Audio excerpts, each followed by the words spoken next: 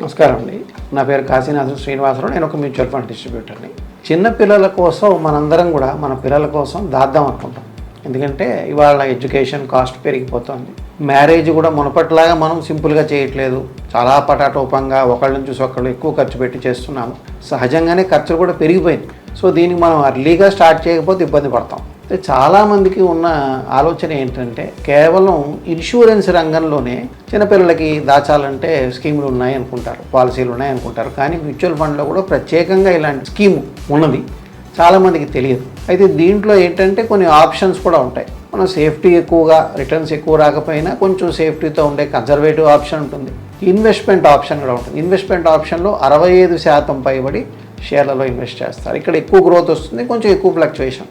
ఇంకోటి ఏమిటంటే వీటిలో కంపల్సరీగా 5 ఏళ్ళు లాకిన్ ఉంటుందని మనం తెలుసుకోవాలి. ఈ లాకిన్ కూడా ఎలా పనిచేస్తుంది? 5 ఏళ్ల లాకిన్ సహజంగా అందరికీ ఉన్న 18 ఏళ్ళు నిండిన తర్వాత మొత్తం అమౌంట్ అంతా అన్లాక్ అయిపోతుంది. ఆ తర్వాత మనం ఫర్దర్గా ఇన్వెస్ట్ చేయడం, ఉన్న ఇన్వెస్ట్మెంట్ని కంటిన్యూ చేయొచ్చు కానీ ఫర్దర్గా ఇన్వెస్ట్ చేయడం. అట్లాగే చిన్నపిల్లల తరఫున వాళ్ళ తల్లిదండ్రులు ఇన్వెస్ట్ చేయొచ్చు, లేదా చిన్నపిల్లల అకౌంట్ నుంచే డబ్బు రావచ్చు. వెనక్కి ఇచ్చేప్పుడు ఆ పిల్లల అకౌంట్కే డబ్బులు కంపల్సరీగా వస్తాయి. కాబట్టి అట్లీస్ట్ మనం వెనక్కి తీసుకునే టైం కన్నా వాళ్ళకి అకౌంట్ ఓపెన్ చేసి మనం చూపించాల్సిన అవసరం ఉంది. దీనిలో చాలా చక్కటి రిటర్న్స్, చాలా కాలం 20 ఏళ్ల నుంచి ఉన్న స్కీమ్స్ కూడా ఉన్నాయని మనం తెలుసుకోవాలి.